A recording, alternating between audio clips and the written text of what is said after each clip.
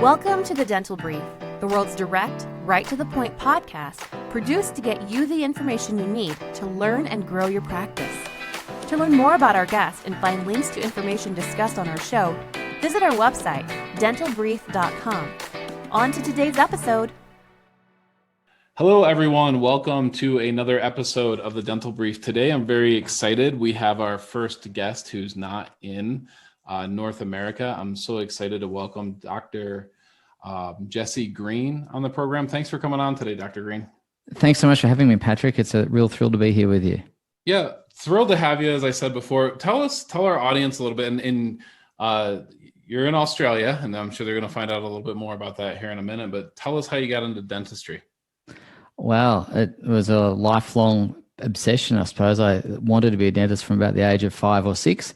And then all through high school, all I ever wanted to do was dentistry. I was one of those rare kids that knew what they wanted to do all through high school. And so I went off and did just that. And then the irony of ironies is that I did spend all those years working towards getting into dentistry, did dentistry, enjoyed dentistry, married a dentist, have kids as a result of that. Now they, hate Easter because it's always such a strict time in our house. And then now I kind of work slightly outside the practicing world. So we still own a practice, but I work as a consultant mainly these days. So what helped you make the transition, or why did you make the transition to practicing inside of a clinic to consulting? Well, it's really interesting. Before I did dentistry, when I was at high school, I had a business at high school. We had a thing in Australia called Schoolies Week, which I think you guys would have spring break or summer break when you finish high school or college, and I see it on the Hollywood movies. You go to Fort Lauderdale and do all those sorts of things. That's my Hollywood image anyway. I don't know if that's the reality. Sure, right. But we had an equivalent one of those sorts of festivals, and my parents were none too keen on me attending that. And so necessity is the mother of invention. So I started a business in high school to fund my teenage urges, and so I started selling jerseys and other paraphernalia at high school, and I enjoyed that so much. And what ended up happening is I found that I enjoyed business actually even more than I enjoyed dentistry. I love dentistry. I still enjoy dentistry, but I am absolutely passionate about business. And so for me, the consulting piece was the ability to combine two great loves. Yeah. So that's fantastic, by the way. And it's I as well had high school business. I think had multiple high school businesses. So tell us, in your consulting and your travels and what you're doing now, what are some problems that you're hearing from dentists and from their team members? Look, in the work that we do, we really come across three big classes of problems. There's obviously lots of variations of that, but if we were to put them into three categories, one would be around profitability.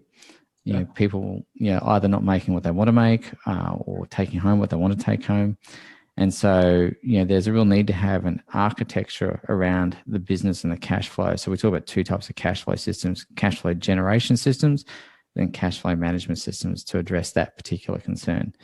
The second big problem is time. It's one thing to have money. It's another thing to have time. And we find that everyone's busy. The world's getting faster and crazier, and there's more to do and less time to do it. And we're finding that not just practice owners, but teams are feeling stretched and strained, and we need to have some better management around those human resources. And from the business owner's perspective, it's about trying to create a bit more balance in their life so that they don't get home at an ungodly hour, having missed their kids' dinner time or missed their kids' bedtime because they've been doing dentistry by day and trying to run the practice by night. That's a really common problem that we see. Sure. And the third big problem is, frankly, I guess team-related issues, whether it's issues between team members or, trying to convey what the owner wants to the team in a clear and concise way so the team know exactly what their job entails. I'm yet to meet the team member who goes to work deliberately wanting to do a bad job.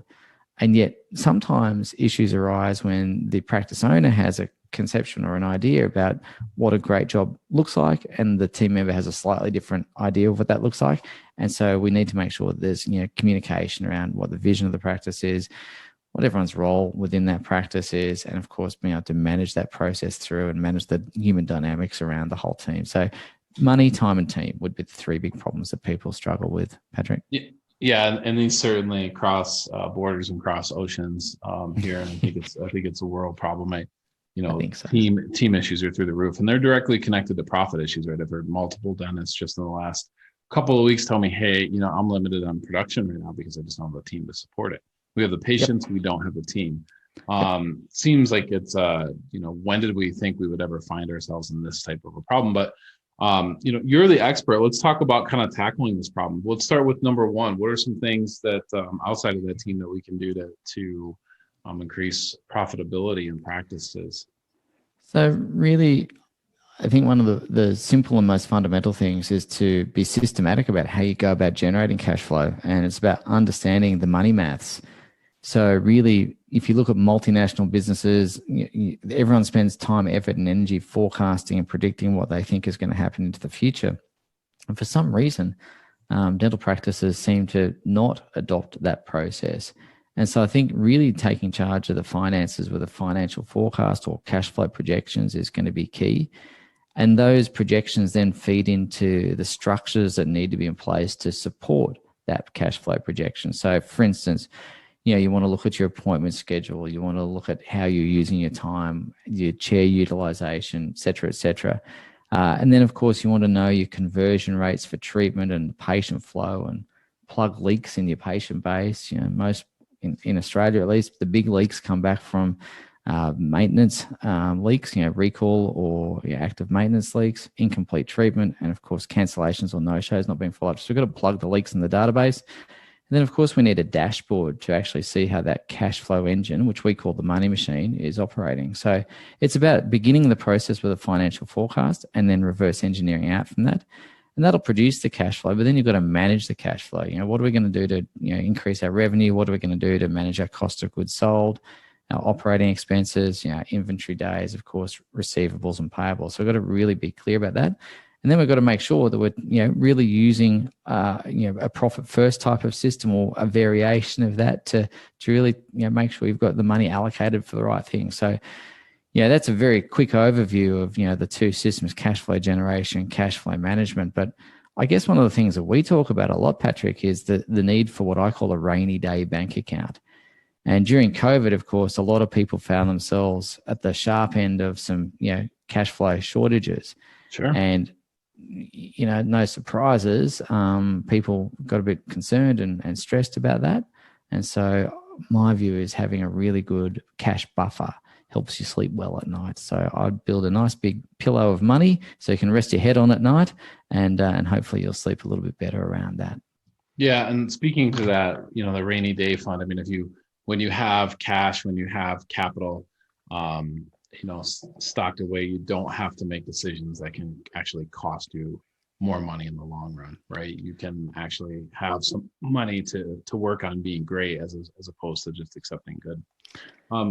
And it also gives you the emotional headspace to make those decisions a bit more rationally as well. So, when you're under some sort of stress or duress, intelligence is low when emotions are high. Decision making tends to suffer when the emotions get into it. So if we can take the emotion out of it a bit by having that cash buffer, I generally think you'll do well with it.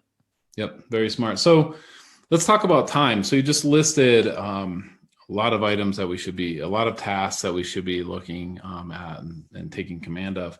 Seems like that's going to actually add some more time. So how do we free up some time here and have the time that we want to do what we truly always will enjoy doing? What I mean by that, by the way, is when you're 75, 80 years old, I don't think too many people are going to love doing dentistry. They'll probably love spending time with grandchildren or even great grandchildren at that time. So what you love, I think, always changes no matter what your career is. So where do we find that time?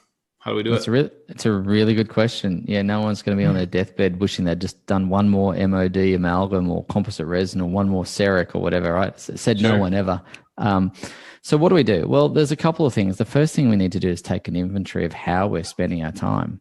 And what we ask people to do is to categorize their activities, and we literally get them to record it. And we would categorize those activities as administrative tasks, clinical tasks, or on the business or business building type of tasks. And we assign $1 per hour rate to those. And you might spend, if you're going to hire an admin person, maybe $20 an hour or $30 an hour. I don't know what the wages are in the US, but in Australia, $20, $30 an hour. If you're doing clinical work, $5, $6, $7, $800 an hour, whatever billing rate you choose. Sure. But then if you're doing the business building activities, then it's upwards of $1,000 an hour. And so what we find is when people take the time to list out how they're actually spending their time, they realize quite quickly that they've got an ability to at least generate $600, $700, $800 an hour or more, and yet they're spending a significant portion, on $30 an hour tasks. So first thing is to become aware of how you're spending your time. Second thing is you look at those admin tasks that everyone will invariably be doing, and you've got to decide whether you automate those, whether you delegate those, or whether you just eliminate those altogether. So I think that would be the first step. The second thing would be really putting some time partitioning in place, boundaries around your time, making sure that you've got the time set aside for the high value activities. It's the old, the famous story of the pebbles and the sand and the rocks going into the glass jar. If you don't make time for those important things up front, the day will be taken up with inconsequential things. So again, if we couple that first activity with some effective time partitioning, we'll find that there's time in the day to do the important things if we can delegate, automate, or eliminate the less important things and just be structured with that time. Those would be the two really big things that I'd really start thinking about up front and early. There's obviously other things that you can do, but that would be what I'd be doing. You can look at your time in a whole variety of different ways. There's lots of different time management systems, but quite simply, understand where your time is currently being spent and put some boundaries around it. Yeah, you can't, you can't manage what you don't measure, right? So yeah, absolutely, mate. You're absolutely on the point. That's some great advice. So let's talk about team. Some tricks. What can we do to I'm telling you, I know multiple dentists right now that are just great people that really care about their employees, and they just can't find people right now. So how do we bring people in? How do we keep them? Well, quite frankly, it's marketing, isn't it? We're marketing, instead of marketing for patients, we're marketing for talent. Sure. And so, I look at all of that as a marketing exercise. And if I want to attract great talent, I've got to be really clear about a couple of things. Firstly, who is my ideal applicant avatar? Have I taken the time to write that down? What are the things that I want from that, from that ideal applicant in terms of their attributes, their skills, and so on and so forth? We create a thing called a talent map around that, which are, the must-haves, the nice-to-haves, and so on and so forth. And of course, we then try and understand, what's going on in the mind of that particular applicant, the fictional applicant at the moment. What are their frustrations with their current employment? What are their hopes and aspirations as they look for new employment? And of course, we craft an ad that speaks to that. It's the old market message medium type of thing that we talk about in marketing all the time, but we've just applied it to a recruitment process. Sure. So of course, once we do that, we've got to be able to vet the applicants and interview the applicants and onboard them and train them and so on and so forth.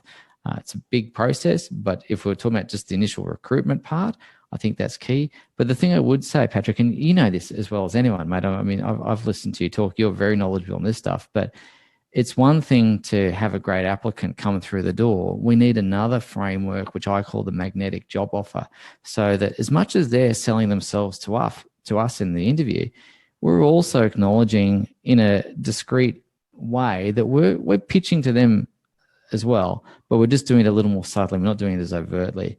And so we'll be wanting to understand and test our assumptions about what they really want in their role, make sure that we can, acknowledge that we can meet those. And then we go through this particular structure and framework, which essentially says, so as I understand it, Patrick, you're looking for a role that does, X, Y, and Z. And I'm pretty sure we can manage that. And we're looking for a person who can deliver A, B, and C.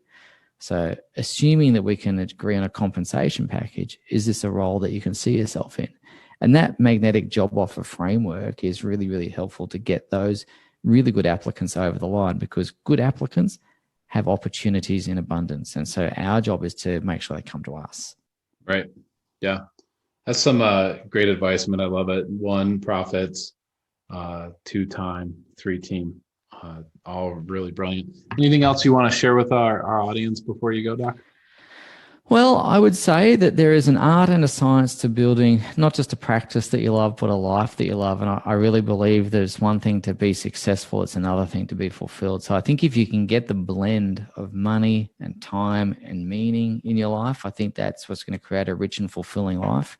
And of course, we've spoken about money and time today. Meaning is the part that gives, purpose and value and legacy and all those sorts of things. I think if we get that right blend of things, then I think practice owners are on the path to a rich and rewarding life, not just a successful dental practice, but a really wonderful life as well. Sure, Doc, I really appreciate it. Dr. Jesse Green, thank you so much for coming on today. Let me tell our audience real quickly, your website, savvydentist.com is the best way to get in touch with you. That is the best way to find us. Yeah, appreciate you coming on so much. Please come back. Thanks for having me. I really appreciate you having me on. Thank you for joining us on today's episode. Did you know you can weigh in on today's topic on Facebook? Search The Dental Brief on Facebook or visit our website, dentalbrief.com, and just follow the link. We look forward to having you join us again on another episode of The Dental Brief.